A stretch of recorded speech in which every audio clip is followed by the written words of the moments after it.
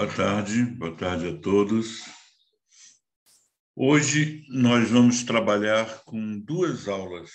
A primeira aula será uma aula de histologia, que eu vou trabalhar com vocês com pele e seus anexos. Aí daremos um tempo de uns 5, 10 minutos e depois, então, iremos para uma outra aula que será embriologia das extremidades. Uma aula com uma patologia muito rica, e vocês verão. Então, vamos começar, então, com pele e seus anexos. Deixa eu colocar aqui o bate-papo.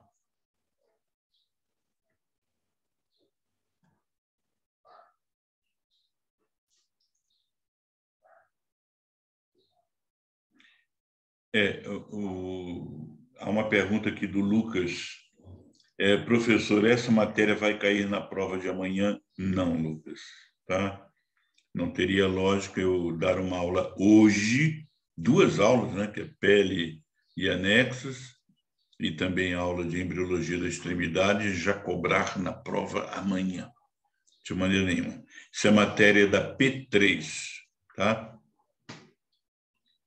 Jovens, então vamos começar pele e seus anexos. O órgão pele é um órgão muito interessante de estudarmos. Eu vou ser bem cuidadoso para que a gente, até o final da aula, vocês tenham entendido a aula e provavelmente memorizado o que nos interessa. Então, nessa primeira imagem, vocês estão vendo aí que a pele tem epiderme, derme, e abaixo vocês estão vendo a hipoderme. Vamos deixar bem claro. A pele é composta de epiderme e derme. A hipoderme não faz parte da pele. Mas como ela está ali embaixo, eu estou mostrando, tá? Mas a nossa aula é apenas de epiderme e de derme. Essa imagem é uma imagem esquemática em que os senhores estão vendo aqui uma pele em que eu estou vendo a epiderme aqui, a derme não está mostrada direito, né? E um folículo piloso, uma glândula sebácea, glândula sudorípara. Importa hoje, além de estudarmos a pele, nós vamos estudar os anexos da pele. E eu estou apresentando a vocês o folículo piloso, vamos conversar sobre ele, o músculo eretor do pelo, aqui nessa imagem, vamos sujar aqui o folículo piloso, marquei ele, olha o músculo eretor do pelo, a glândula sebácea, eu estou vendo aqui alguma parte de glândula sebácea, glândulas sudoríparas, e vamos, no final da aula, trabalhar com unha. Minha gente, esse esquema está muito interessante, em que o desenhista foi muito feliz, ele colocou epiderme e ele arrancou um pedaço da epiderme, vocês estão vendo, está meio levantado ali, então aquilo ali é a epiderme. E ele colocou embaixo a derme, e lá embaixo, naquele amarelo forte, a hipoderme, que não pertence à pele. Tudo bem. Mas eu estou mostrando porque está aqui, né? Então, nos interessa na pele hoje a epiderme e a derme.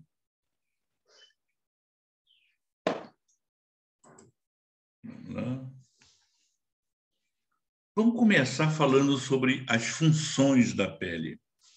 Então, cobertura para os tecidos moles, minha gente, essa é uma parte importante da pele. Vocês, daqui a pouco, isso vai ser muito rápido, vocês estarão em pronto-socorro. E nos pronto-socorros vocês vão ver, com certeza verão, grandes queimados. E esses pacientes grandes queimados, vocês vão ver como é importante a pele como cobertura para os tecidos moles. Quantos grandes queimados, numa emergência, a gente às vezes não consegue resolver o problema, visto que a perda de pele foi tão grande que o paciente às vezes chega até ao óbito. Então, a cobertura para os tecidos moles é uma função muito importante da pele. Proteção contra lesões, contra invasão de bactérias, contra agentes físicos, agentes químicos. Regulação da temperatura corporal. Essa é uma função muito importante da pele. Estamos no muito frio, estamos no muito quente, e essa pele nos ajuda a regular a temperatura corporal nossa, tá? Recepção de sensações do ambiente. E eu botei aqui tato, temperatura, dor. Jovens, os alunos que não estiverem conseguindo copiar a aula, não se preocupem, eu vou mandar essa aula, esses slides em PDF, e vocês terão essa aula gravada, já que eu estou gravando já. Então, recepção de sensações do ambiente, tato, temperatura, dor. Excreção. Minha gente, como é importante a excreção, né? Imaginem naquela temperatura muito grande, a perda de suor, a excreção, quantas coisas o organismo põe para fora usando o suor. E a absorção de substâncias lipossolúveis, que é também uma função importante da pele. Quanta medicação nós usamos usando material lipossolúvel. Minha gente, estou apresentando a vocês uma pele fina. Deixa eu só puxar isso para cá um pouquinho só.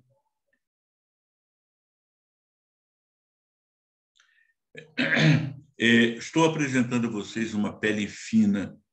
Minha gente, por que eu sei que é pele fina? Porque eu estou vendo folículos pilosos.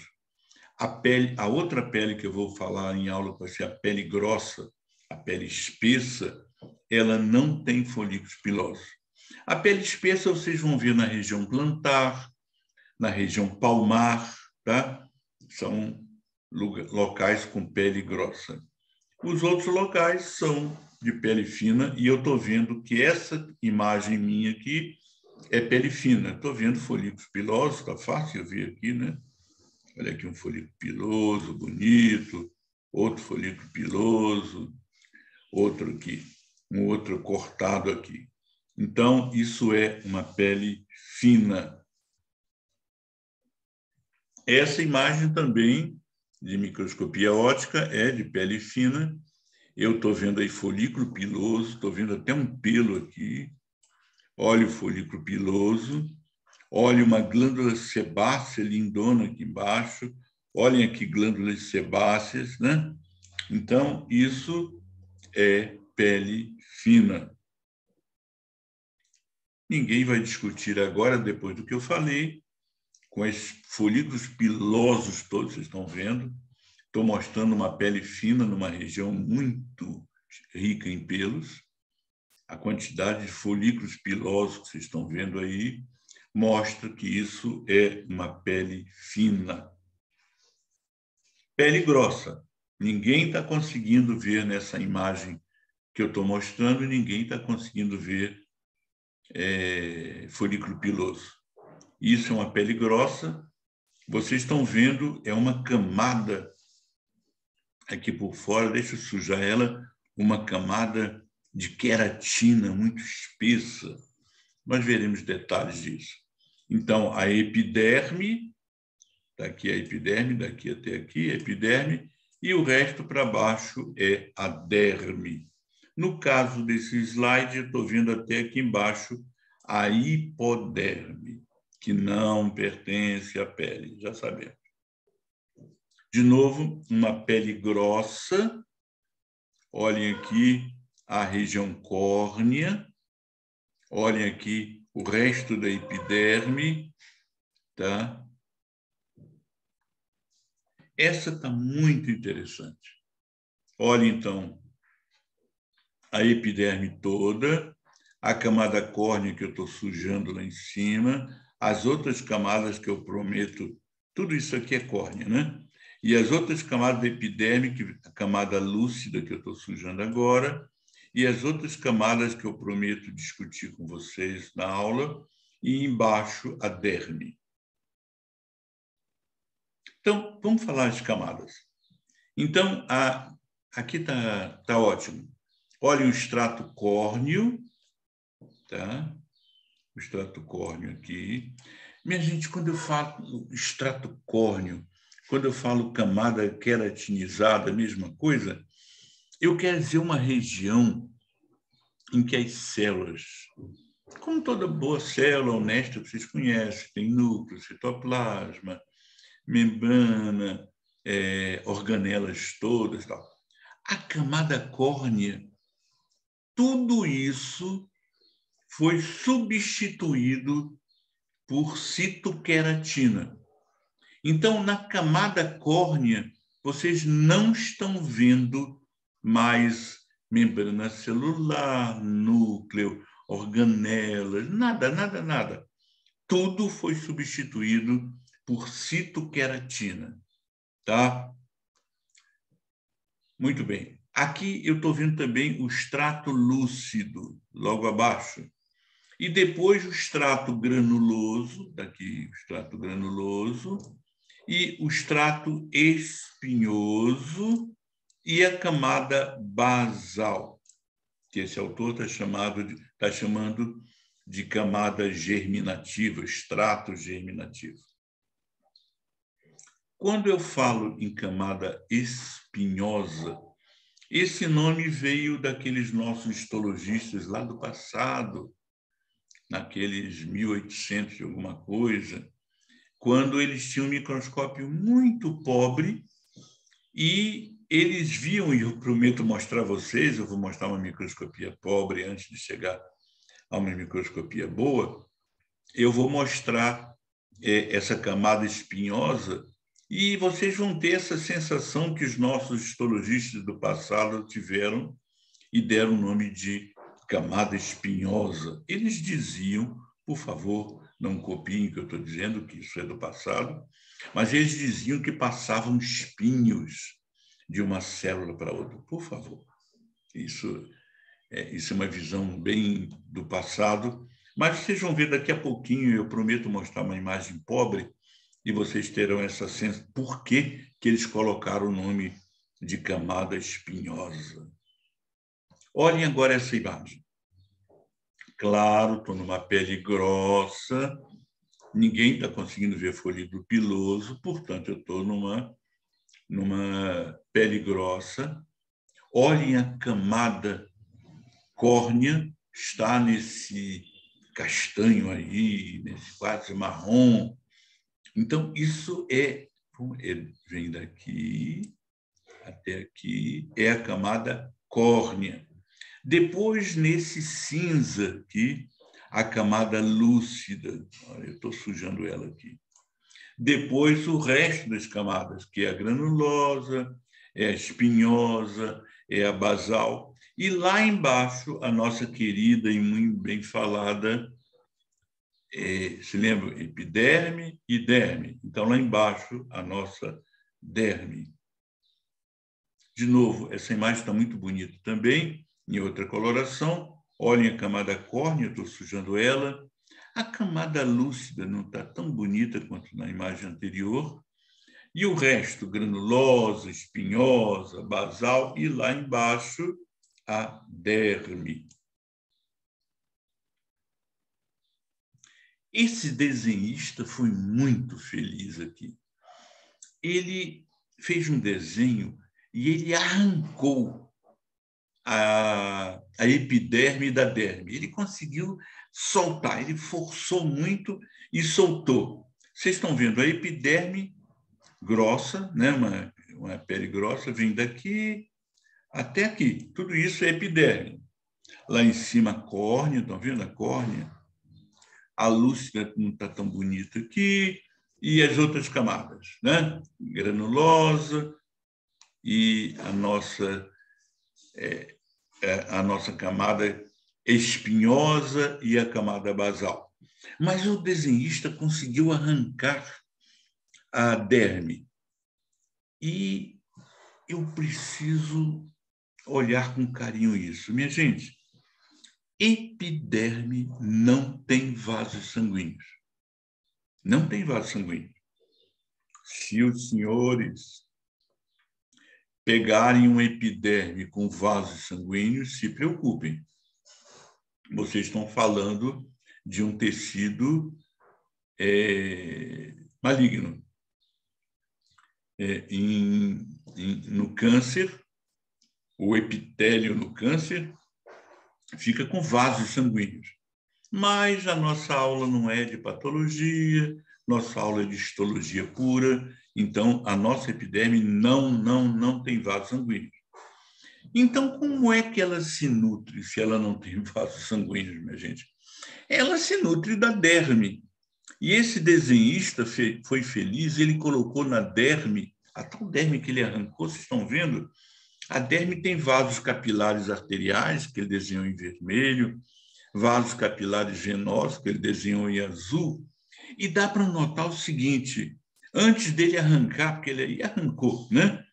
Ele soltou as duas, mas antes dele arrancar, o conjuntivo entrava dentro da epiderme, estão vendo? Tinham bolsões conjuntivos dentro da epiderme. Portanto, o sangue do indivíduo vem por esses vasos da derme e, por difusão, nutre a epiderme. Está claro? Está claro. Minha gente, não precisa dizer. Quem tiver essa dúvida, faça a pergunta. Façam pergunta no chat ou façam perguntas no oral. Tanto faz. Minha gente, está bonita essa lâmina, né? Muito bonita essa lâmina. É outra coloração em que a queratina está naquele laranja ali, linda queratina, né? Deixa eu sujar ela um pouquinho para que alguém não esteja vendo. Eu estou sujando aqui a queratina. Depois, a lúcida, eu não estou conseguindo ver. Essa coloração não corou bem a lúcida, não estou conseguindo ver. Mas as outras camadas, que eu prometo mostrar com detalhes daqui a pouquinho, essas outras camadas eu estou vendo muito bem. Agora, cheguem na derme, por favor. Todo mundo saindo da epiderme, todo mundo olhando para a derme. Estão vendo, há duas colorações na derme. Uma derme aqui embaixo, que eu vou chamar de derme reticular, e uma derme aqui em cima, que eu vou chamar de derme papilar. Minha gente, essa derme reticular, vocês estão vendo só aquelas fibras colágenas. E pode ser até que algum aluno pense que eu falei que só tem fibra colágena na derme reticular. Não, eu não diria essa mentira, não. Porque na derme reticular tem também fibras do sistema elástico. Só que essa coloração que foi feita nessa lâmina só corou fibra colágena, tá? Então, vocês não estão vendo fibra do sistema elástico na derme reticular que eu estou mostrando, porque essa coloração não está mostrando. Mas eu prometo, durante a aula, eu vou mostrar umas dermes reticulares com fibra colágena e com fibra elástica. Tudo bem? Agora, a derme papilar. A derme papilar é riquíssima em células. E quando eu mostrar fibras, que vai ser daqui a pouquinho, eu vou mostrar só fibras do sistema elástico, tá? Agora eu estou mostrando fibras do sistema elástico, estou mostrando nenhuma fibra. Mas quando eu mostrar na derme papilar, eu vou mostrar apenas na derme papilar fibras do sistema elástico. Não tem fibras colágenas. Tudo bem?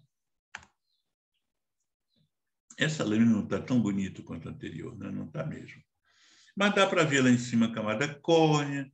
A camada lúcida está escrita lá, mas eu nem estou conseguindo ver. Está tão pobre a camada lúcida que eu não estou conseguindo ver. Só acredito porque o autor escreveu ali, camada lúcida. Depois vocês estão vendo a camada granulosa, depois embaixo a camada espinhosa, e olhem os bolsões da derme papilar entrando, desculpem o pleonasmo, entrando para dentro, né? Entrando para dentro daquela epiderme. Estão vendo aqui? Ó? Olha aqui. Ó. Derme papilar aqui. Olha a derme papilar aqui. Eu estou vendo até embaixo, em vermelho forte, já as fibras colágenas da derme reticular. Aqui, essa imagem é um pouco de repetição. Olha na camada córnea, camada lúcida. De verdade, o extrato lúcido, a gente só vai ver bem na grossa. Essa aqui, se tem folículo piloso, é uma pele fina, e o autor mostrou ali camada lúcida, mas olha, vocês não vão ver. A camada lúcida na pele fina é tão pequena, que vocês não vão conseguir ver. Coloquei agora as duas aí, para vocês verem as duas. Vocês estão vendo à esquerda de vocês, pele grossa, ele está chamando de espessa, à direita de vocês, a pele fina. Eu sei que é pele fina, porque eu estou vendo folículo piloso. A da esquerda eu sei que é pele grossa, porque eu não estou vendo folículos pilosos. Abaixo dessa pele, vocês estão vendo lá, né, aquele amarelo fraquinho, a hipoderme, que não pertence à pele. Já me pedi tantas vezes que todo mundo já decorou isso. Minha gente, tenho aqui uma pele grossa. E essa imagem, vocês estão vendo lá em cima, a córnea, é para mostrar a vocês que na pele grossa, na pele fina também, mas particularmente na grossa, há uma grande descamação daquela córnea. Tá? Então, vocês estão vendo lá filamentos da córnea se soltando, dá para ver lá em cima, né? A epiderme e lá embaixo a derme. Minha gente, vamos conversar um pouquinho sobre essas camadas. Então, vamos começar lá embaixo. Todo mundo olhando lá para baixo do meu slide, está escrito lâmina basal, membrana basal. Então, aquela membrana basal, todo mundo se lembra, entre um epitélio e um conjuntivo tem sempre uma membrana basal. Isso vocês viram lá no primeiro período, tá? Agora, subam além da membrana basal, vocês estão vendo a primeira camada, o extrato basal. Deixa eu sujar ele aqui, extrato basal, tá? O extrato basal tem uma camada de células apenas. Se vocês olharem na lâmina da histologia, quando tiverem aula, e verem duas células, é naquele ponto a célula tá sofrendo uma mitose. Então, por isso que, às vezes, ao invés de uma camada, tem duas, mas é aquele ponto de mitose. Essa célula basal, minha gente, ela vai originar toda a pele. Então, é claro, vão ter muitas mitoses, tá? Então, mas a camada basal, fora as mitoses que vocês podem ver, é normalmente uma célula só por camada. Subam agora, a próxima camada é espinhosa, que eu prometi mostrar os espinhos, que nós já sabemos que não são espinhos, mas que eles chamavam de espinhos, da camada espinhosa. Depois, na camada espinhosa já aparecem alguns grânulos de queratohialina. Agora, minha gente, quando nós chegamos na camada granulosa, aumentam muito esses grânulos de queratina. Então, na camada espinhosa, pouca queratina. Na camada granulosa, já muita queratina. Agora, minha gente, quando vocês chegarem no extrato córneo, só tem queratina, não tem mais organela nenhuma, não tem núcleo, não tem organela nenhuma. Nem membrana celular vocês conseguem ver. Vocês só veem um amontoado de queratina. Estou trazendo para vocês, já que vocês não acreditaram muito no que eu falei, estou trazendo um extrato basal, uma camada basal, uma camada proliferativa. Você lembra que eu disse que normalmente é uma camada só? Vamos sujar ela aqui para que ninguém tenha dúvida. Está aqui. Sujei o extrato basal, tá? Então, o extrato basal é uma camada só. Quando vocês veem duas células, né? É porque está tendo uma mitose ali. Acima, camada espinhosa. Então, filamentos de queratina, né? Nós já falamos, tem um pouquinho na espinhosa, um pouquinho mais na granulosa e muito na córnea. Jovens, além de falar isso, eu vou ser obrigado a confessar a vocês que nessa epiderme tem outras células. Aquelas que eu tinha falado se chamavam queratinócitos. Os queratinócitos da camada basal, os queratinócitos da camada espinhosa, os queratinócitos da camada granulosa e os queratinócitos, coitadinhos, já todos cornificados, lá da camada córnea. Mas, além dos queratinócitos, eu não falei, fiquei de falar, e estão aqui essas três células. Uma que eu vou chamar de melanócito. Deixa eu sujar ela aqui, melanócito. Outra que eu vou chamar de célula de Langerhans. Outra que eu vou chamar de célula de Merkel. O melanócito e a célula de Merkel estão na camada basal. Em relação ao melanócito, deixa eu me explicar melhor. O melanócito, o corpo celular dele está na membrana basal. Mas a grande verdade é que o melanócito se espalha, ele manda expansões tão pequenas que vocês não vão conseguir ver lá na aula de lâmina. Vocês teriam que ir para uma aula de microscopia eletrônica para vocês verem as expansões. São expansões muito finas que passam entre todas as células. Minha gente, o melanócito está lá na camada basal, o corpo dele. Mas as expansões dele seguem pelo estrato espinhoso, chegam ao estrato granuloso. Só não chegam à córnea. Tá? Daqui a pouquinho eu falo melhor de melanócito. Vamos lá. Olhem aqui. Nesse esquema, eu estou vendo uma célula de Merkel. Vamos sujá-la aqui. E estou vendo aqui um melanócito. Tá? E eu estou vendo aqui uma célula de Langerhans. Uma célula de Langerhans.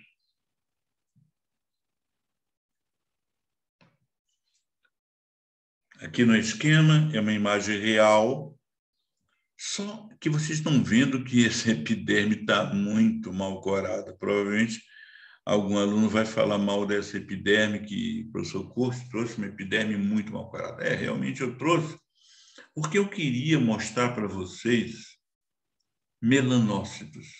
Estão vendo essas setas pretas? Elas estão mostrando os melanócitos. De verdade, nessa lâmina, a única coisa que ficou bem corada foram os melanócitos. O resto tudo, minha gente, está péssimo. Tá? Extrato espinhoso. Olhe lá embaixo o basal, vamos mostrar de novo o basal. E aqui, tudo isso aqui é o extrato espinhoso. Tá? Vamos ver coisa melhor? Olha, vocês concordam agora que aqueles nossos histologistas dos anos 1800 qualquer coisa, eles não tinham razão de dizer, de achar, coitadinhos, que passavam espinhos de uma célula para outra? Não parece isso realmente? Se eu dissesse agora para vocês que passam espinhos, por favor, ninguém conte que eu falei isso, que passam espinhos de uma célula para outra, vocês acreditariam, porque a imagem está muito nítida. Mas, deixa eu dizer a verdade, parar de dizer bobagem de espinho, na verdade são desmosomas. A microscopia eletrônica que eu estou mostrando para vocês acaba com a história de espinhos, né? Mostra que são desmosomas. entre uma célula e outra da camada espinhosa, que deveria ser chamada de camada desmosômica, né? Se eles tivessem microscópio eletrônico naquela época, eles teriam dado o nome de camada desmosômica, que é tudo desmosoma aí. Mas ficou o nome de camada espinhosa e vocês vão respeitar o nome camada espinhosa. Alguém quer duvidar de camada espinhosa? Coitadinhos deles, olha, aqui eu trouxe uma imagem de uma camada espinhosa visto numa microscopia pobre, talvez uma microscopia de 40, 60 vezes de aumento só, e os desmosomas da microscopia eletrônica ficam parecendo esses espinhos dos nossos antigos histologistas. Alguém duvida aí? Olha, não está bonita essa camada espinhosa? Muito bem. Esse slide eu quis mostrar o extrato lúcido. Está muito bonito. Olhem a córnea, vou sujar a córnea para que ninguém duvide. Sujei a córnea. E olhem o extrato lúcido e olhem o resto da epiderme. Quando eu digo resto da epiderme, eu quero dizer granulosa, espinhosa, basal. Tá? Alguém quer duvidar?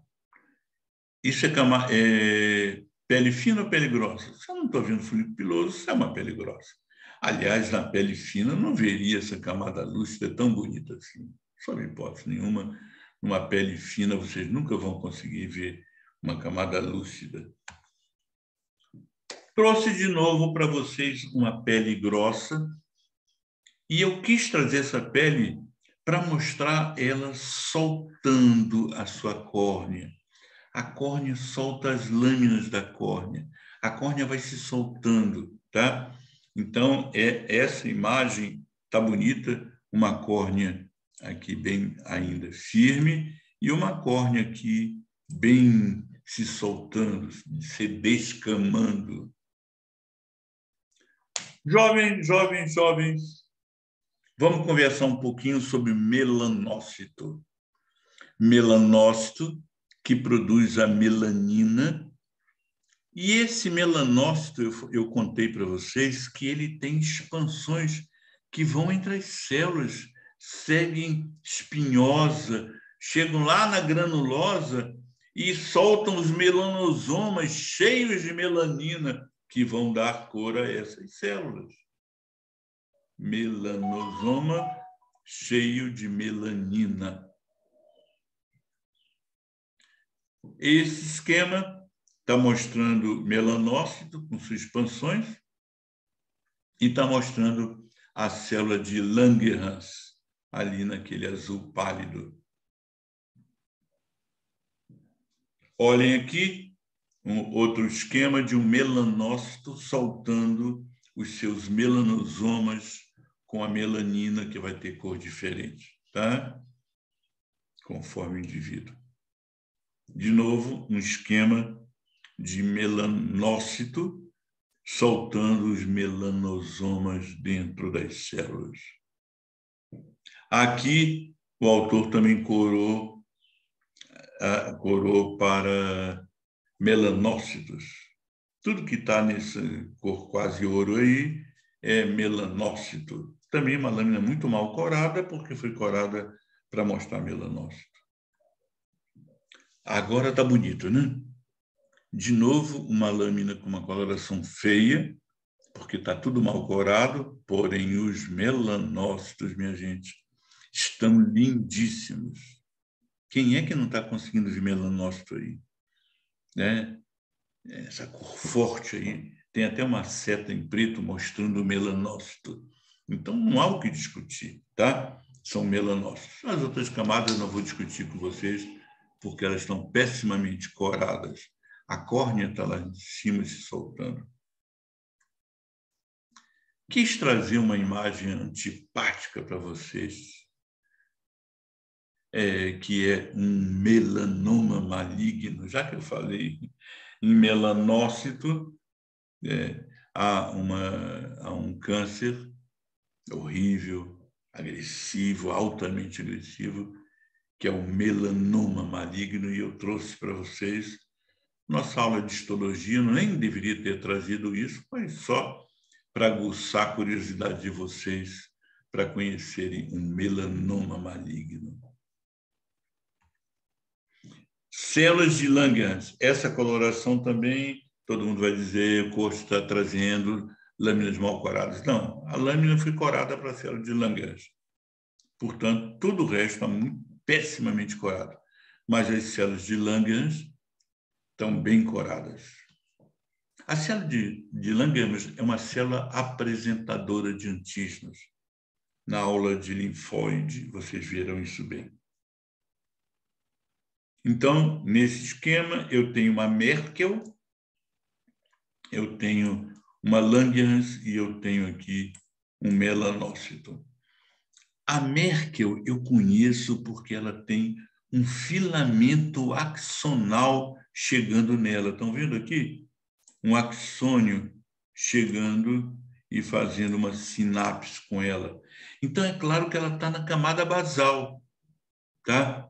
Ela está na camada basal e o axônio atravessa a membrana basal e chega e toca na célula de Merkel.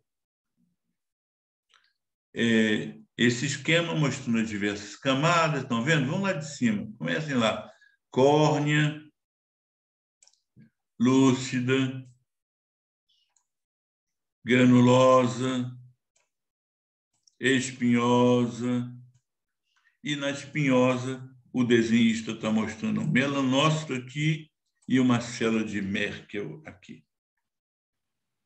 De novo, uma célula de Merkel, e essa célula de Merkel tem uma sinapse aqui embaixo, olha a sinapse aqui, isso na microscopia eletrônica, uma sinapse, e é claro, nessa sinapse está chegando um axônio, célula de Merkel.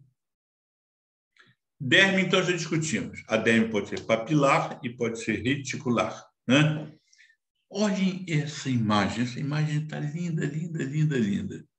Eu estou vendo lá em cima pele grossa, eu estou vendo lá em cima uma córnea descamando até, né? Está bem descamativa essa córnea.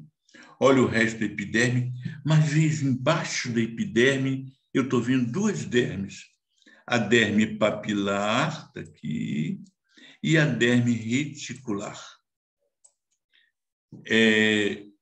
Quem conhece um pouco de histologia está vendo que só foi corado fibra colágena, tá? Mas eu prometo mostrar a lâmina em que foi corado também para fibra elástica. Fibras do sistema elástico. Então, aqui os senhores têm, isso é uma pele fina, eu sei que é pele fina, que eu estou vendo folículo piloso, eu estou vendo glândula sebácea. Então, minha gente, não vou discutir com vocês, isso é uma pele fina, acabou a conversa. Eu estou vendo a derme reticular, tá? E eu estou vendo pertinho da epiderme a derme papilar, inclusive formando bolsões ali. Agora, eu tinha prometido e estou cumprindo minha promessa. Eu prometi que ia mostrar para vocês uma derme reticular com fibras colágenas e fibras do sistema elástico. Reparem bem, olhem bem isso. Todo mundo está vendo lá em cima epiderme, estão vendo? Epiderme é uma pele fina, eu estou vendo um folículo piloso cortado aqui, então isso é pele fina. Mas vejam, tem uma derme papilar e tem aqui embaixo, todo mundo olhando para baixo, uma derme reticular. A fibra colágena aqui está corada nesse cinza, estão vendo aqui? Eu vou sujar um pouquinho aqui. Isso é fibra colágena, esse cinza. E as fibras do sistema elástico são o resto aí. Está vendo? Aqui dá para ver o sistema elástico, tá? Agora vejam, e eu prometo que eu vou melhorar isso daqui a pouquinho na aula. Vejam que as fibras do sistema elástico, olhem, as fibras do sistema elástico estão indo também lá para a camada papilar. Vou mostrar isso melhor, vou mostrar melhor. Então, eu aqui peguei uma imagem para ninguém mais discutir comigo, que a derme reticular tem fibras reticulares, tem fibras elásticas, essas em preto, foi corado para prata. E a prata deixa a fibra elástica negra. Então, tudo que está em negro aí é fibra elástica. E tudo que está nesse, sei lá, marrom clarinho aí, é fibra colágena. Então, jovens, os senhores agora estão mergulhados numa derme reticular. E eu agora posso provar a vocês, ninguém vai brigar mais comigo, que a derme reticular tem fibras do sistema elástico e fibras colágenas.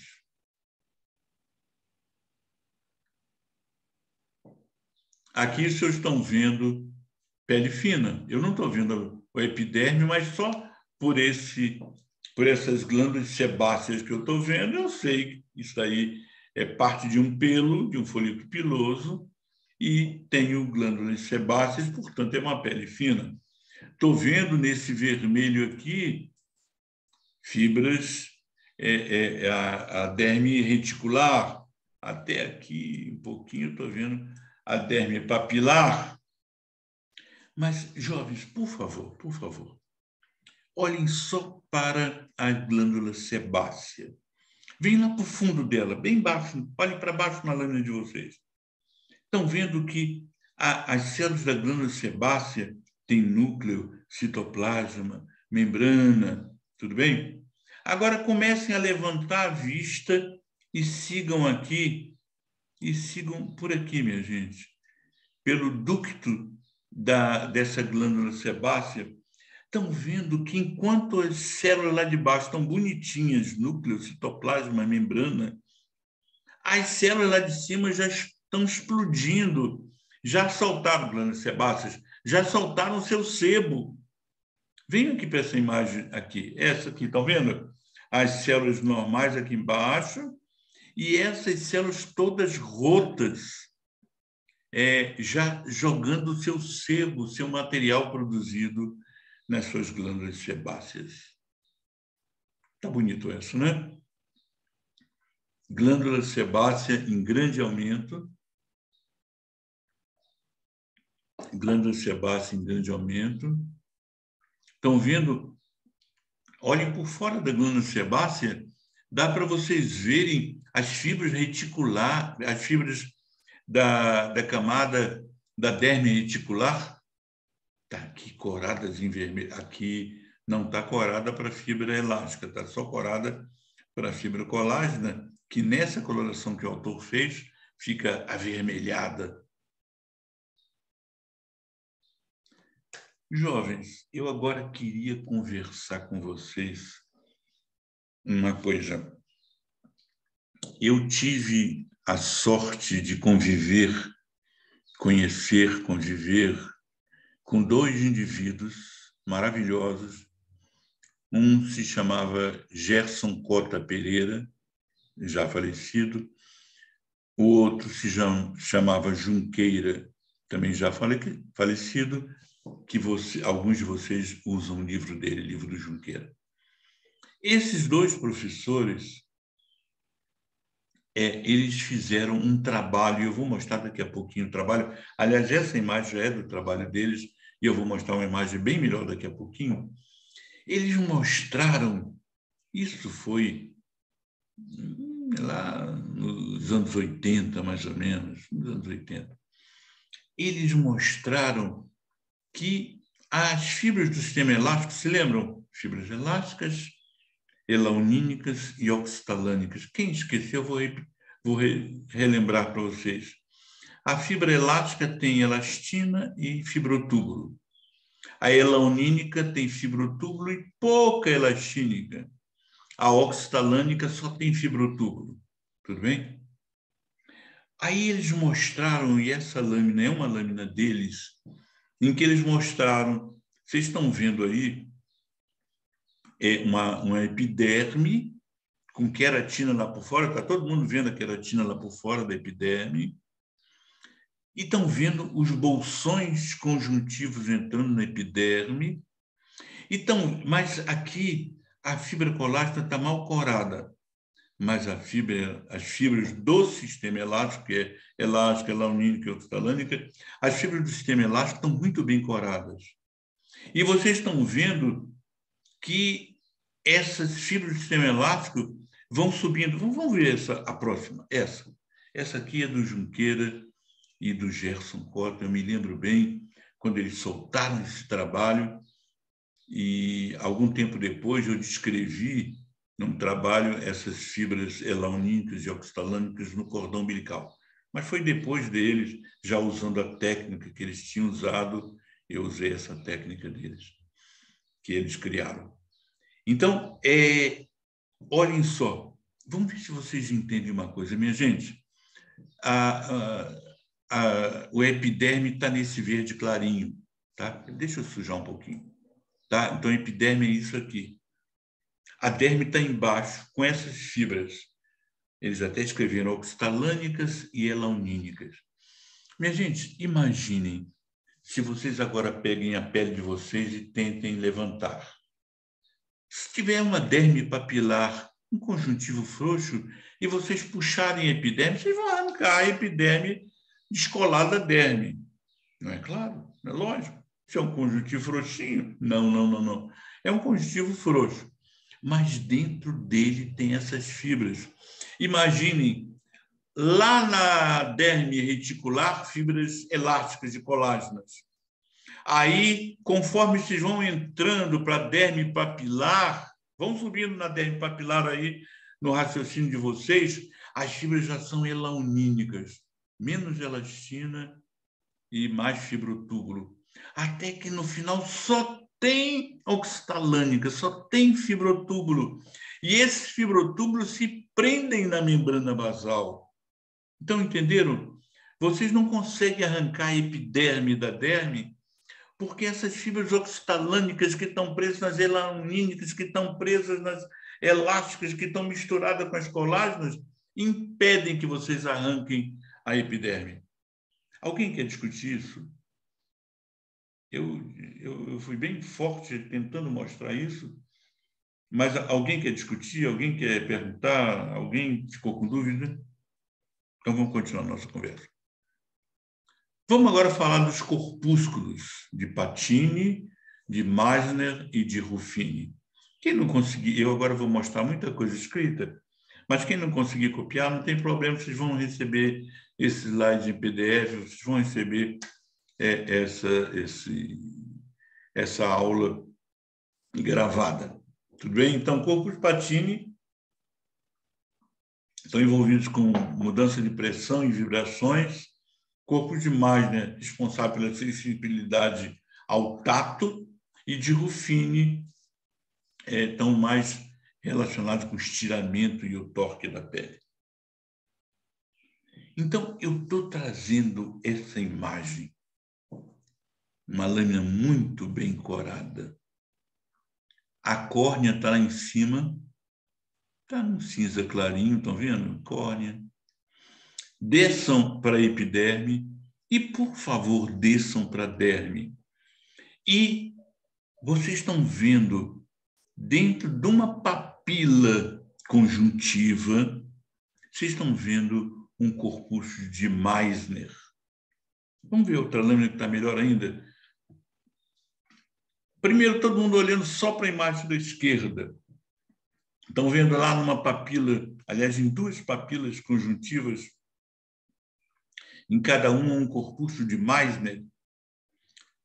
A mesma imagem aumentada agora na direita.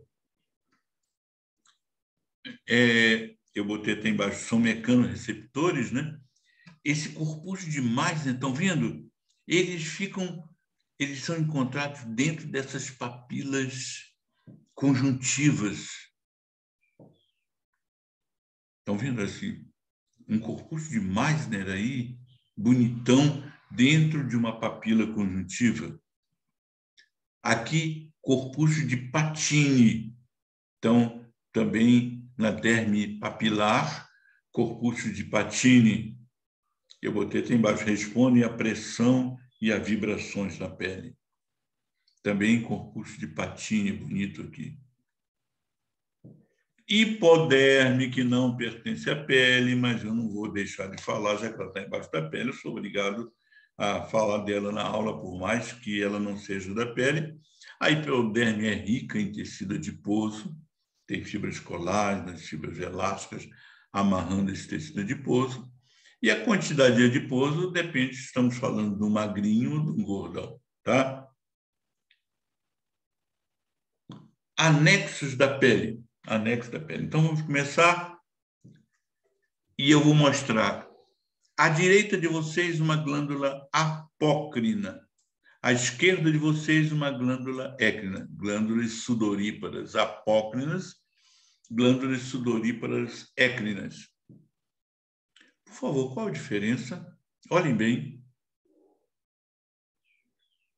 Eu vou mostrar daqui a pouco imagem real, mas isso é um esquema bonito. Estão vendo? A glândula apócrina, ela tem o adenômero dela. Adenômero é aquela parte toda enrolada dela, e ela tem um conduto excretor que desemboca no folículo piloso.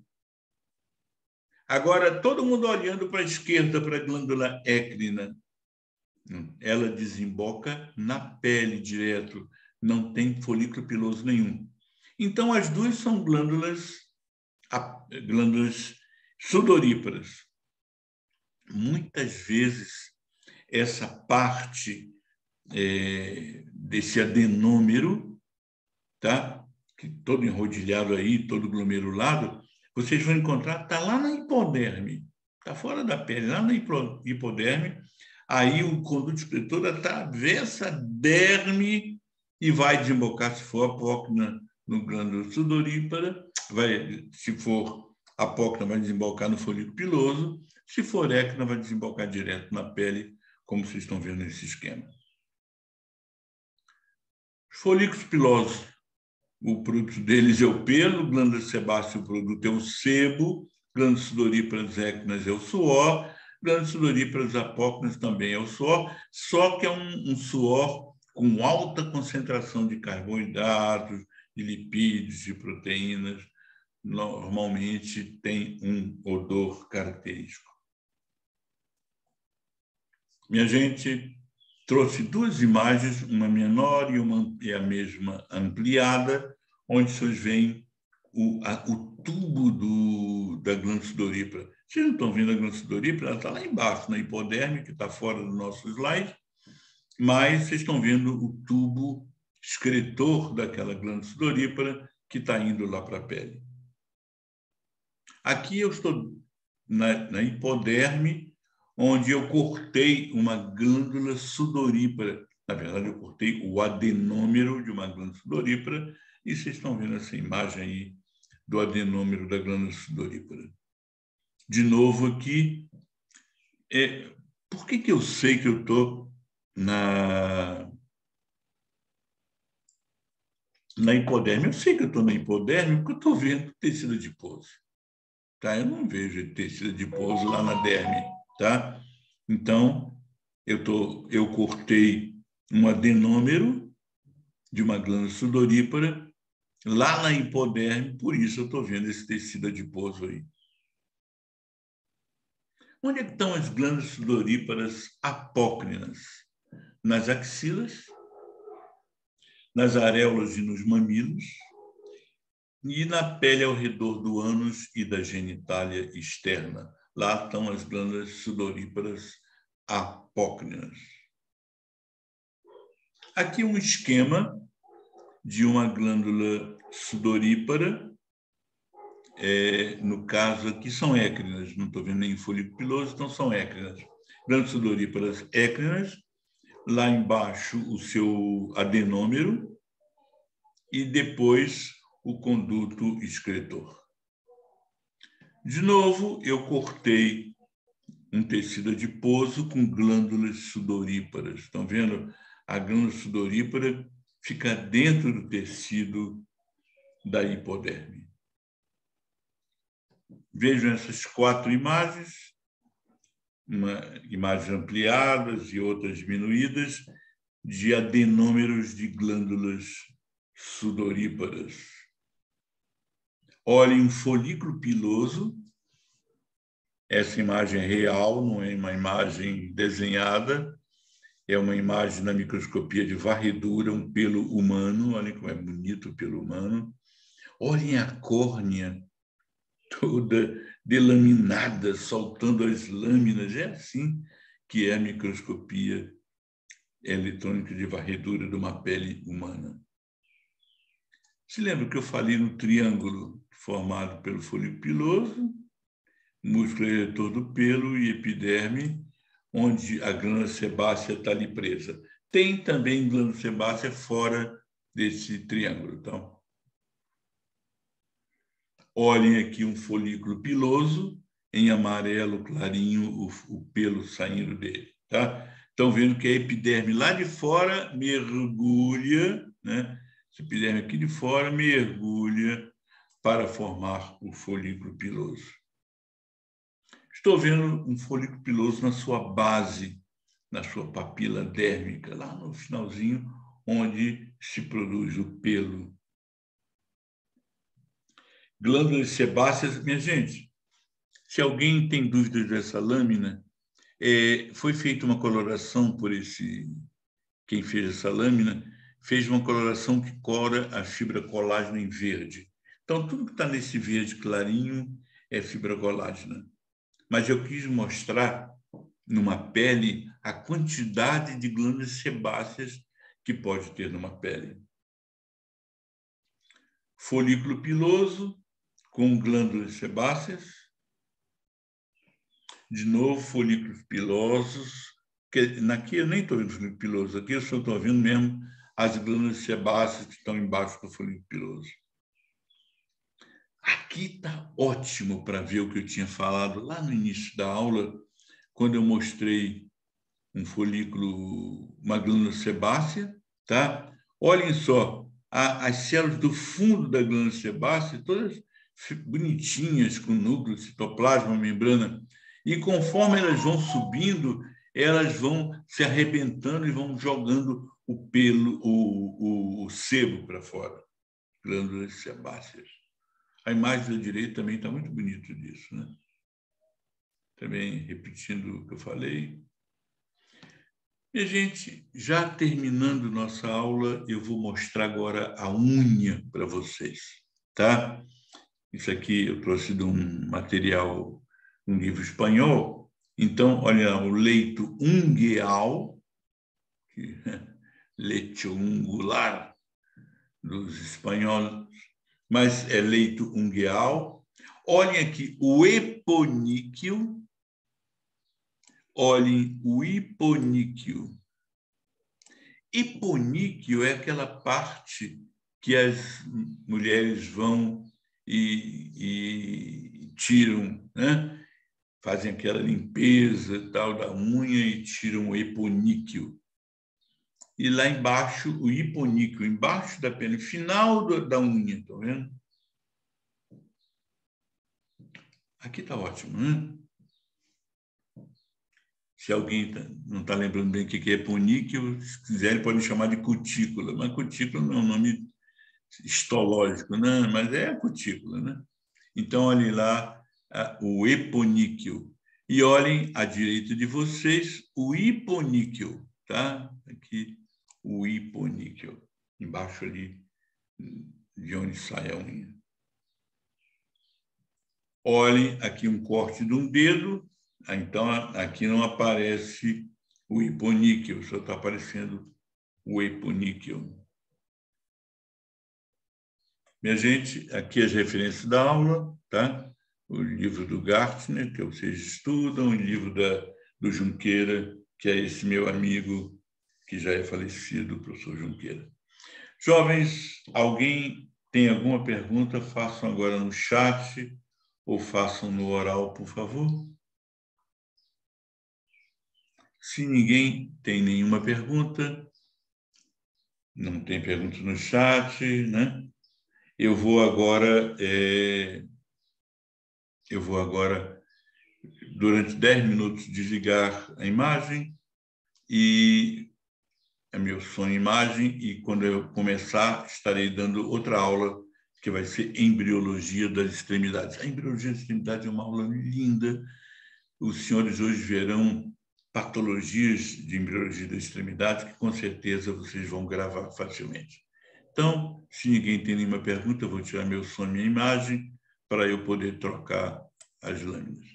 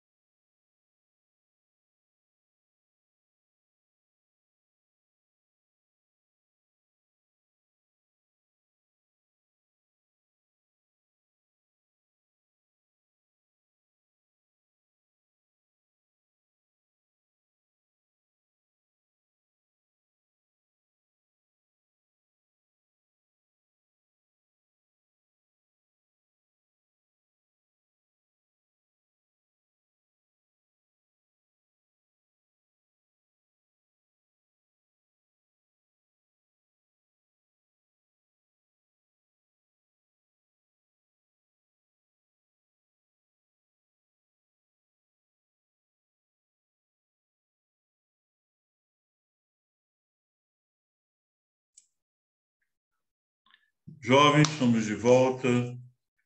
Vamos agora, então, para a embriologia das extremidades. Essa aula, minha gente, é muito interessante, porque vocês, com certeza, na vida profissional, nos pronto-socorros da vida, ou até na rua, vocês vão ver muita gente com patologia de extremidade, tá? E hoje, durante a aula, eu vou ensinar aqueles que prestarem atenção para a aula, que não estiverem estudando para a prova de amanhã durante a aula, com certeza, ao final da aula, entenderão bem das patologias de extremidade. Vamos, então, para as patologias das extremidades. Estou trazendo um slide bem do nosso passado, só para relembrar, se lembram? Peraí, agora eu perdi o marca-texto. Né? Olhem aqui o epiblasto, hipoblasto, ou já quiserem chamar ectoderma, endoderma, o mesoderma paraxial, intermediário e lateral. Vamos ver outra imagem. Mesoderma paraxial, estou sujando em amarelo, mesoderma intermediário e o mesoderma lateral. Se lembram? Ecto mais meso, somatopleura. Meso mais endo, esplancnopleura. Tá? Mesoderma paraxial, mesoderma intermediário, somatopleura, esplancnopleura. Olha aqui o mesoderma paraxial, que é o que me interessa na aula hoje, tá?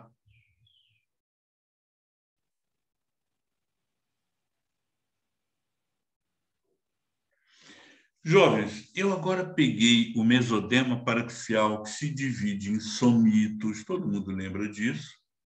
Cada somito vai se dividir em 3 pedaços: dermátomo, tá? Miótomo, esclerótomo. Tá? Aqui eu tirei de um livro espanhol, por isso está um pouquinho diferente do que eu estou falando. Mas é dermátomo, tem um acento, miótomo, tem um acento, é uma palavra proparoxítona, esclerótomo, tem um acento no O que não está aparecendo nesse nosso slide. Então, cada somito vai dar esclerótomo, miótomo, dermátomo. Dermátomo, dermos, conjuntivo. Miótomo, mios, muscular. Escleros, duros, tá? Esclerótomo, duro. Então, o dermátomo vai dar o conjuntivo da região paravertebral e das extremidades, o miótomo, o músculo dessa região, esclerótomos, o osso e a cartilagem. Então, aqui os senhores estão vendo uma imagem de um tubo neural. Ainda não é tubo neural, ainda é goteira neural, ainda não fechou ali em cima, tá? Tá vendo? Ainda não fechou aqui. Então, ainda é goteira neural, olha o notocórdio aqui embaixo, mas me interessa é o mesoderma paraxial, que é esse que eu estou sujando em amarelo aqui. Então, olhem lá o tubo neural e olhem o mesoderma paraxial dividido em somitos. Aqui está dando para ver. Será que eu troco de cor? Fica melhor se eu trocar de cor. Eita, é difícil às vezes. Vai deixar essa cor mesmo. Olha os somitos aqui. E cada somito vai dar esclerótomo, miótomo, dermátomo. Muito bem. Os senhores estão vendo aqui um embrião. Eu estou vendo até aqui embaixo e estou vendo lá em cima, tá? Estou vendo lá em cima, no final da medula e lá em cima, no início da medula. Bem, esse slide já está mais perto agora da minha aula, já me preparei para a aula. Aqui, daqui a pouquinho, vai aparecer... Será que eu não consigo trocar isso? Agora eu troquei a cor. Aqui, então, os senhores estão... Aqui vai aparecer o membro superior, lá embaixo vai aparecer o membro inferior.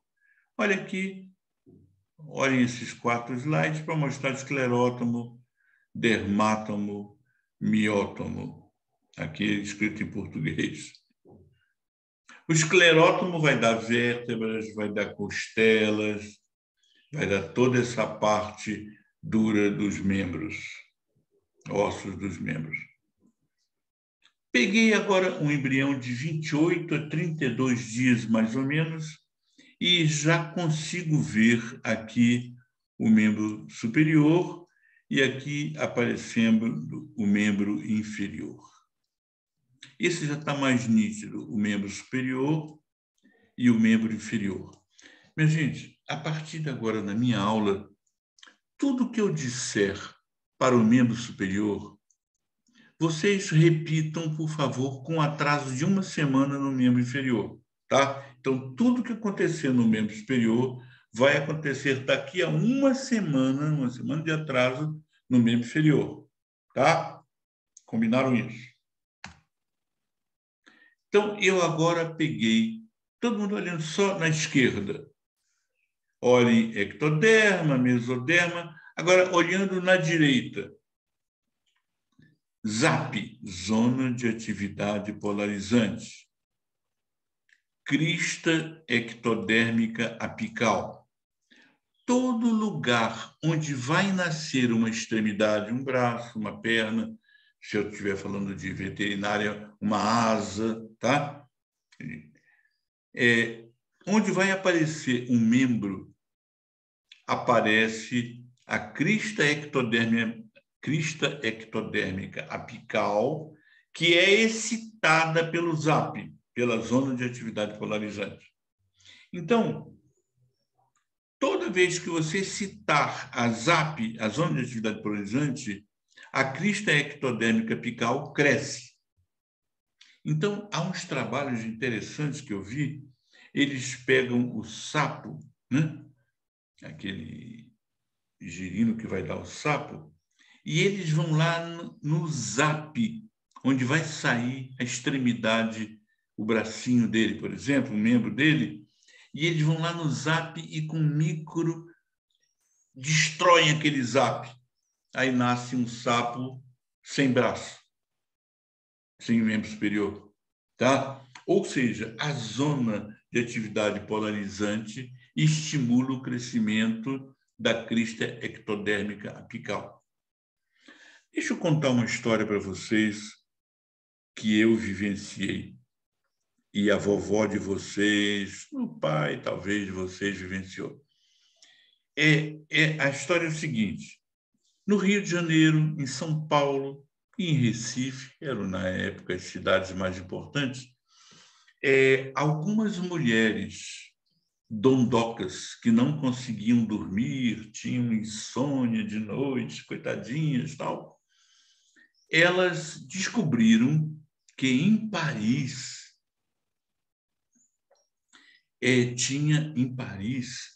tinha um remédio que se chamava talidomida. E esse remédio parisiense, que na época não existia no Brasil, elas importavam e tomavam na hora de dormir. Que maravilha, que sono fabuloso a talidomida dava. Aí, algumas assustadas descobriram que nasciam filhos com extremidades mal crescidas. Ou seja, a talidomida impedia ou retardava o crescimento das extremidades.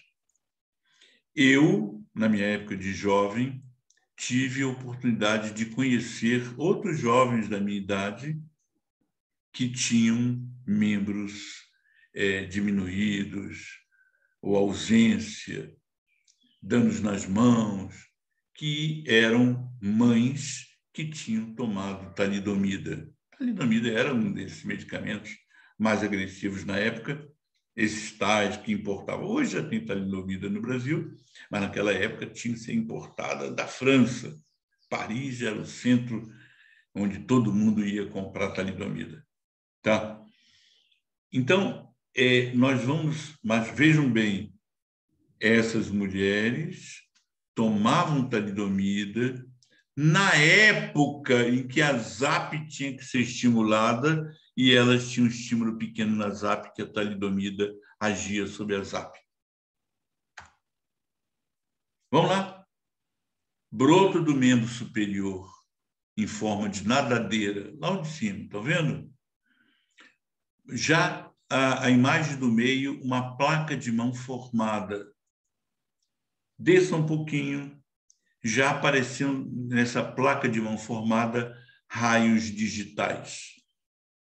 Sigam, olhem agora os raios digitais se aprofundando e olhem na última imagem da direita de vocês, já os dedos formados.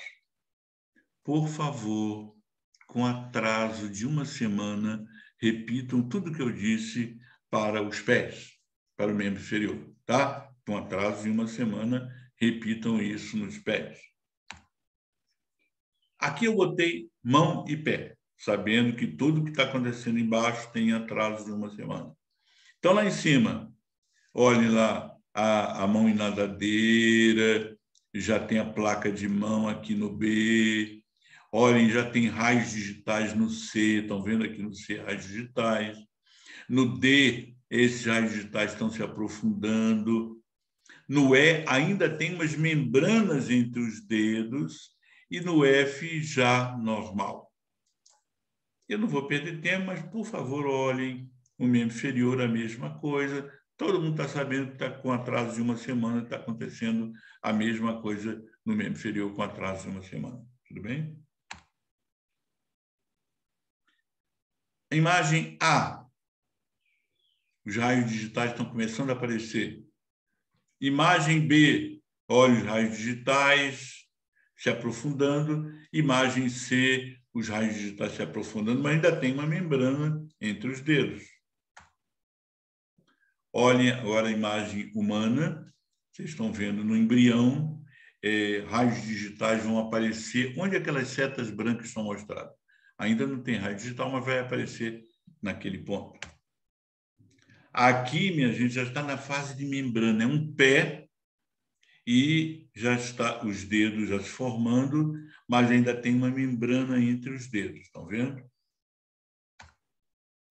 Ainda tem uma membrana entre os dedos nesse pé. Quase que não tem membrana mais. Quase que desapareceu as membranas. Quase que esses dedos estão completamente separados, dedos do pé humanos. Olhem essa criança. Membros superiores normais. Membros inferiores. O da esquerda de vocês tem amelia, ausência do membro. O da direita de vocês tem uma meromelia, tem um membro pouco crescido. Tá?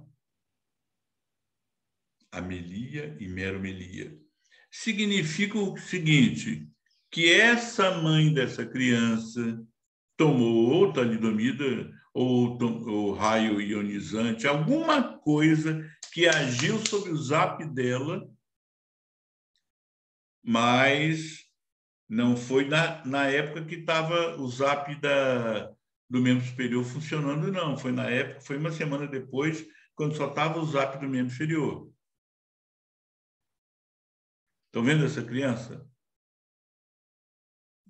Membro inferior normal, estão vendo membros inferiores normais, porém membro superior com uma amelia bilateral, amelia bilateral superior.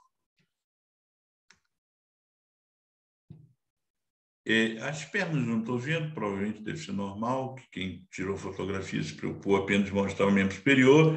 Eu estou vendo no membro superior direito dessa criança, que está do lado esquerdo de vocês, normal, e eu estou vendo o membro superior esquerdo dessa criança, só tem um dedinho ali. Estão vendo?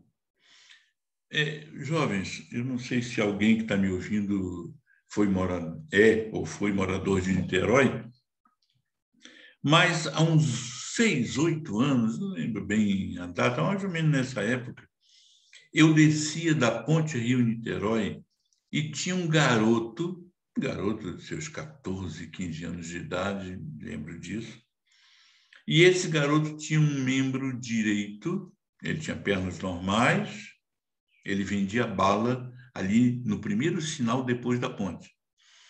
E ele vendia bala, peraí, deixa eu ver, o braço direito dele, mão direita, tudo normalzinho. O esquerdo tinha uma mão implantada no ombro. Esse que vocês estão vendo aqui do meu esquema só tem o dedo. Ele tinha uma mão no ombro. Não tinha braço nem antebraço, só a mão.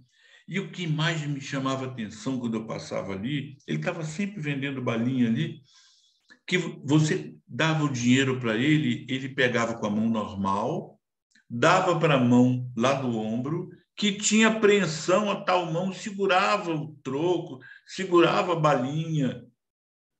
Então, um braço normal com mão, que ele manipulava, que ele pegava as coisas, mas aquela mão do ombro, que era só mão, não tinha braço nem antebraço, ele segurava as coisas com aquela mão. Isso me chamava a atenção, né? Apreensão normal, como se fosse uma mão normal. Era uma mão normal, só não tinha braço e antebraço. Amelia quadrilateral, estão vendo? Eu nunca vi isso. Esse aí que eu tenho é um slide que eu tirei de um livro, mas eu nunca, pessoalmente, nunca vi uma amelia quadrilateral, nunca vi em nenhum hospital, nunca tive essa oportunidade de ver uma amelia como essa. Mas está aí uma imagem para vocês, quem sabe vocês verão o que eu não consegui ver, uma amelia quadrilateral. Amelia unilateral inferior. Pelo que a gente vê, essa criancinha tem os braços normais, uma perna normal e tem uma amelia unilateral inferior. Esse indivíduo tem uma meromelia bilateral superior. Eu não vou dar nome por uma questão de ética, mas tivemos um professor que tinha um braço normal, pernas normais, e um braço menor. Foi numa época, graças a Deus, os nossos professores não fazem mais isso, mas numa época que esse professor fumava charuto durante a aula. Horrível, um cheiro nojento do charuto dele. E ele fumava charuto, e eu me lembro, isso me marcou, porque ele segurava o charuto com aquele braço menor, que era bastante para chegar até a boca só. Ele esticava aquele bracinho que chegava apenas na boca, não, né, os braços esticados, que era uma meromelia. O outro braço dele era normal, ele dava aulas com outro braço, ele escrevia no quadro negro, naquela época se usava muito o quadro de giz, né? E ele, no quadro de giz, desenhava as coisas, mas aquela outra mãozinha curta, aquele bracinho curto, ele usava para fumar o tal charuto fedorento. Meromelia quadrilateral. Meromelia quadrilateral. Meromelia bilateral superior. Aqui é um natimorto. Meromelia quadrilateral. Meromelia bilateral superior. Pernas normais, né? Nada do membro inferior, mas esse garoto tem uma meromelia bilateral superior. Mas dá para ver que essa mão dele, essas duas mãos dele, parece que são capazes de fazer, de trabalhar normalmente, né? Só lhe falta o braço e antebraço. Eu botei o nome focomelia porque eu já vi muito cirurgião plástico, ao descrever a cirurgia, ele descreve como focomelia, tá? Então, focomelia é um sinônimo de meromelia. É mais usado a meromelia, tá? Olha aqui uma meromelia bilateral, uma meromelia inferior unilateral, uma perna normal e a outra perna com uma meromelia. Fusão de membros inferiores, estão vendo? Pé fendido. Pé fendido. Eu já vi médico descrever, eu vou dar um nome que eu acho antipático, mas como eu já vi descrever, alguém pode escrever, vocês estão que ver, é pé em lagosta. Horrível, né? Pé em lagosta. Mas eu já vi até gente descrever assim, pé em lagosta. Tal. Então, mas eu preferia que vocês usassem o nome pé fendido. É mais bonitinho, mais técnico, né? Olhem esses dois pés fendidos. Sindactilia. Se lembra daquele momento das membranas? Esse indivíduo ficou ainda naquele momento das membranas, não se soltaram as membranas. Olhem aqui uma sindactilia. Tá? É o mesmo indivíduo, mão direita, mão esquerda, mas as duas mãos dele têm sindactilias. Aqui tem duas patologias. Repare bem, tem duas patologias. Uma, sindactilia. E a outra patologia, pior que a sindactilia, que é falta de higiene. Estão vendo aquela unha? Que coisa nojenta, né? Falta de higiene é uma patologia grave. Mas essa patologia é sindactilia. Eu queria discutir uma coisinha com vocês, já que nós estamos falando de sindactilia, antes que algum aluno me pergunte sobre cirurgia. A sindactilia, como várias dessas patologias, tem condições de tratamento. Mas a sindactilia é, de todas elas, a de mais fácil tratamento, né? Agora, há um probleminha.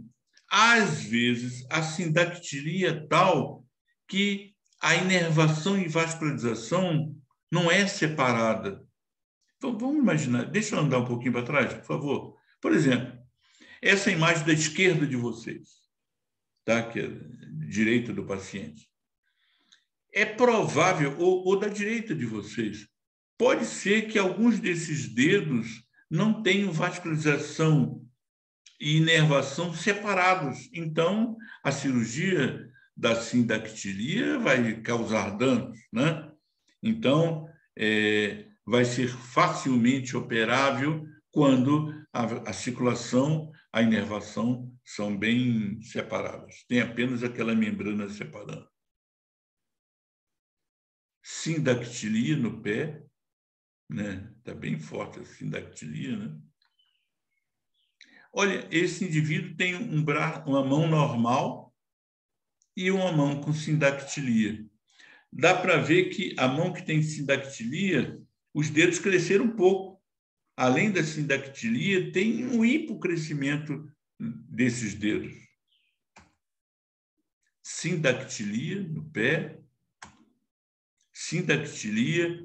Por exemplo, essa imagem, claro, eu não sei quem é esse paciente, mas olhando assim, eu tenho a ideia, que provavelmente esteja certo, que vai ter uma vascularização e uma inervação separados em cada um desses dois dedos sindactilados, né?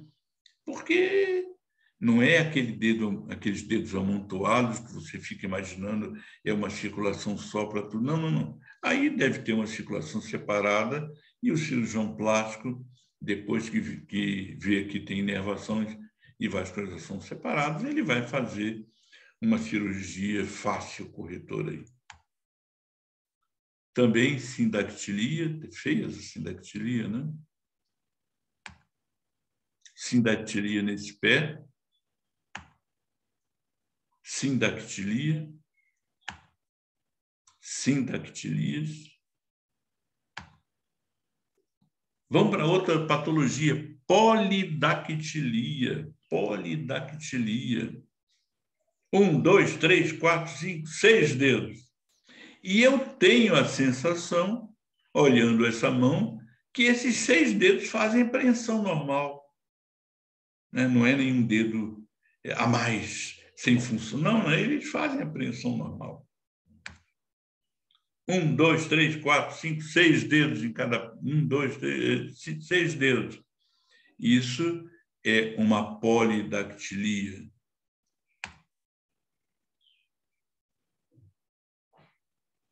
Seis dedos também aqui. Polidactilia. 1, 2, 3, 4, 5, 6 dedos. Polidactilia. Também 6 dedos. Polidactilia. Mão normal. Não vou dar certeza que seja normal, que aqueles polegares estão muito curtos, né? Pelo menos a sensação que eu tenho olhando assim é que os polegares não cresceram completamente, estão meio curtos proporcionalmente, né? Mas os pés, 2, 4, 6 dedos em cada pé, tá? Polidactilia. E aí tem 8 dedos. Polidactilia. 3, 4, 5, 6, 7, 8 dedos. Polidactilia. Pé torto. A gente vai ter que conversar um pouquinho, minha gente. Eu vou dar uma hipótese para vocês, para a gente começar a conversa. Uma mãe, primeira gravidez, 3 conceptos dentro do útero. Um desses conceptos pode estar numa posição tão ruim que o pé fique torto. Então, esse pé torto, muitas vezes, é conseguido na gravidez. Vou dar outra hipótese para vocês. Um concepto só dentro do útero, mas essa mãe tem um tumor hormônio dependente. Quanto mais cresce a gravidez, mais o tumor hormônio dependente cresce. Então, às vezes, em função desse tumor uterino, um dos pés, ou até os 2 pés dessa criança, ficam numa situação tão ruim que nasce com o pé torto. Minha gente, artrogripose. Há alguns anos atrás, no Brasil, teve a Zika, foi da época de vocês, né? Todo mundo lembra, vocês estão de 18 a 20 e poucos anos de idade, então todos vocês conviveram com a Zika, que foi alguns anos atrás. Não está tão no passado assim. E muitas dessas crianças com Zika nasciam com articulações endurecidas, que se chama isso artrogripose. Vamos mostrar outra aqui para vocês. Olha aqui, artrogripose.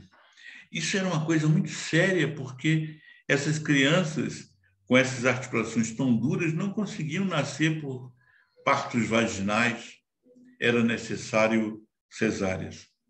Eu convivi muito com isso pelo seguinte: eu, como embriologista, fui convidado a abrir um congresso no Chile, onde, nesse congresso, eles pediram para eu falar sobre a Zika.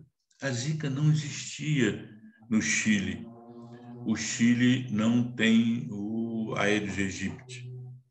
E, em função disso, não teve a Zika lá. Aliás, até uma coisa engraçada, curiosa, a Zika que chegou ao Brasil chegou de uma ilha da Páscoa, do Chile. A Ilha da Páscoa é no Chile. Na Ilha da Páscoa tem o mosquito Aedes aegypti. No Chile todo não tem o mosquito Aedes aegypti. O Canadá também não tem esse mosquito.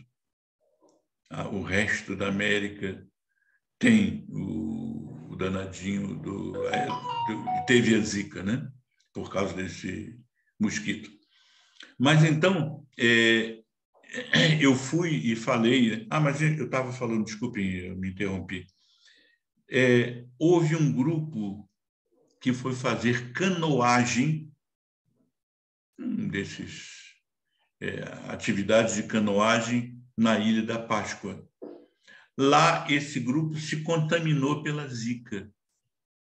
trouxeram, próxima atividade do grupo de canoagem foi em Recife, no Brasil. E eles trouxeram a Zika para Recife. Vieram do Chile, que não tinha, mas tinha na Ilha da Páscoa, e trouxeram para Recife. E de Recife explodiu para o Brasil inteiro a Zika, tá? E essa artrogripose, eu acho que ainda tem mais uma aqui para mostrar. Tem, ó, olhem nas mãos aqui, os dedos, as articulações da mão com artrogripose. Eu, na época, eu me lembro que eu fiz essa palestra lá e impactou as pessoas que eles não conheciam a Zika, não conheciam os danos da Zika, se lembram? A microcefalia e outras coisas, né? Até hoje, nós temos no Brasil crianças frutos da Zika que ficaram com sequelas neurológicas, articulares, como essa que eu estou mostrando, e outras. Olhem essa criança aí com artrogripose, foi uma das crianças que eu mostrei lá no Chile. E, gente, tentei passar para vocês essa aula de embriologia das extremidades. Nenhum aluno perguntou nada, deixa eu ver, aliás, eu não botei o bate-papo aberto aqui, mas nenhum aluno perguntou nada. Alguém quer fazer alguma pergunta no chat ou no oral? Alguma pergunta? Ou vocês... quando não perguntam, há várias hipóteses. Uma hipótese, todo mundo entendeu tudo, não pergunta nada. Outra hipótese, ninguém entendeu nada, portanto não tem pergunta. E a terceira e terrível hipótese é que tem prova amanhã e está todo mundo preocupado com a prova de amanhã. Mas, alguma pergunta? Se não tem pergunta, comecem, por favor, a colocar a frequência no chat. E se alguém tiver que falar alguma coisa, por favor, agora perguntem ou conversem no oral. E as perguntas e a frequência no chat, por favor.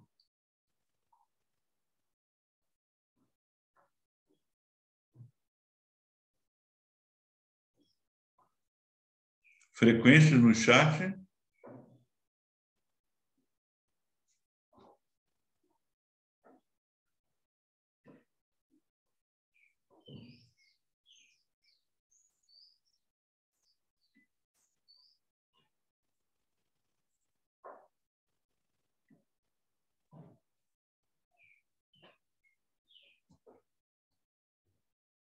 Sem dúvidas. Obrigado pela aula. Comece, então, a colocar as frequências de vocês. Minha gente, amanhã nos veremos na prova de vocês. Eu estarei com vocês, terei o prazer de vê-los pessoalmente. Nos veremos, estaremos juntos lá. Vocês alegres fazendo prova e eu alegre vendo a prova de vocês. Muito obrigada pela aula, professor. Boa semana para o senhor. Boa, um abraço, obrigado. Minha gente, essa aula vai para o AVA. Eu dei aula, essa mesma aula hoje de manhã para outra turma e agora estou dando para vocês. Então, a partir de agora, eu vou começar a botar isso no YouTube. Demora muito. Eu já teve vez de eu demorar 3 horas para botar uma aula. Já teve vez de um tempo menor, mas já tive dia de eu demorar 3 horas para botar isso no YouTube. Então, somente amanhã eu estarei entregando ao professor, no caso, a Isabelle, para a Isabelle colocar no AVA para vocês, e colocarei também as imagens de PDF. Minha gente, um abraço forte para vocês. Vou tirar minha imagem, deixar só o som.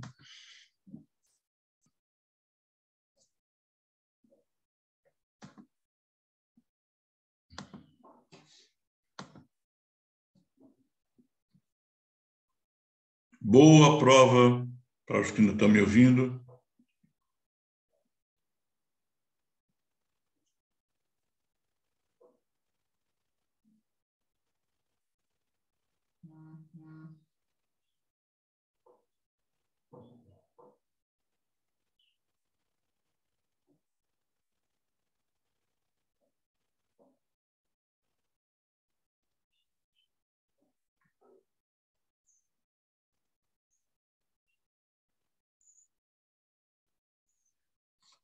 Vou desligar quem botou frequência, acho que todos já botaram. Um abraço para vocês, minha gente.